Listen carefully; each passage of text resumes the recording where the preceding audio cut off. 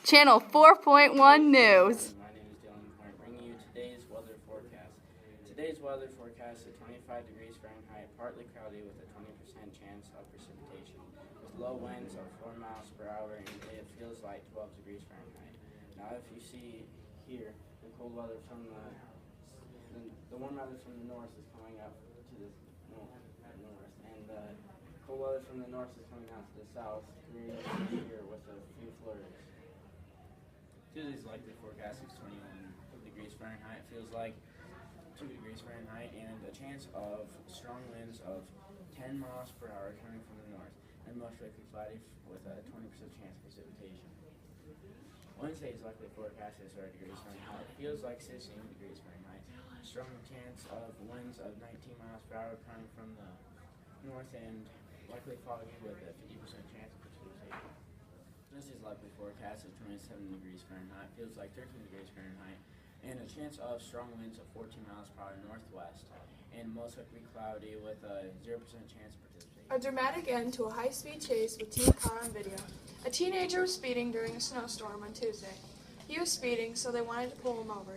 He didn't stop, and at one point, he was clocked at 120 miles per hour. They finally caught him by hitting him. Here we report Drake Jones live at the scene.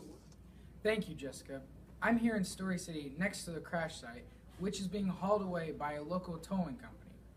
At one point in the crash, the car was going 120 miles per hour. The teen named Alexander Courtney was taken out of the car and hauled to the hospital to heal. After that, he was taken to jail. Alexander is being charged with illegal possession of a weapon, operating the vehicle without the owner's consent, and at least 10 traffic violations. I'm here with witness Cheyenne Lee. When I saw the high-speed chase, I was thinking I better stay out of the way. When I was driving home, the cops zoomed past with the teen in front. I quickly pulled my car over and waited. When they passed, I went about my business. I got a good look at the teen, and at first I thought I knew him, but I wasn't sure. I did get a good look at the license plate. I immediately called the police department and told them what the license plate number was. They thanked me for it, and I went back home and did what I needed to do. In other news, 5 children in South Africa were found dead in a freezer after getting locked inside while playing. This story is so touching to me. It's so sad how all these kids had their whole lives ahead of them. Now live reporting with the grandmother of these lost children, Tyson Peterson. Thank you, Jess. Here I am reporting live from Africa with the kids' grandma. Anyway, the kids had been playing in the freezer, and they must have locked the freezer and suffocated to death. They were looking for these kids, and then finally ended up finding these kids on Tuesday. I was so worried about my grandchildren. I couldn't find them. I couldn't stop crying, and I found them. I couldn't believe what I saw. I couldn't believe what I saw. Back to you, Jess. Here's another top story for today. In the other part of the world, 2 choppers crashed into each other. These 2 choppers were over in Oahu Island of Hawaii. This happened during a training flight to train the 12 soldiers on board. The 12 people, after days and days of looking, are pronounced dead. Yet people are still looking. Drake Jones is at the scene. Thanks, Joy.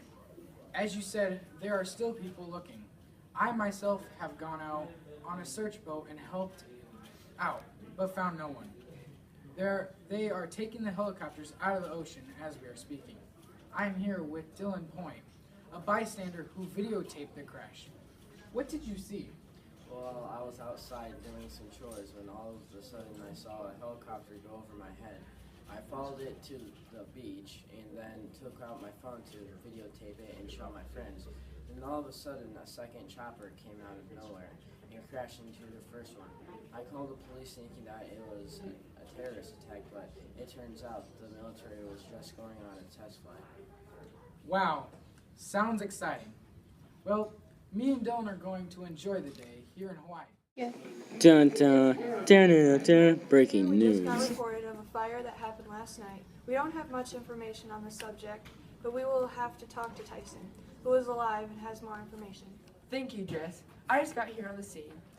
And when I talked to the firefighter when I got here, they said that the house was already halfway on fire. They were able to get it out, and all the family got out safely. And we were able to they were able to get to their neighbor's house to call the firefighters. Here I am going to talk to the mom. We were all able to get out of the house safely. We do not know how the fire started. Back to you, Joy and Jess. Sorry, Joy went home sick. Thanks, Tyson, but that's it for us this morning. See you tonight at 7.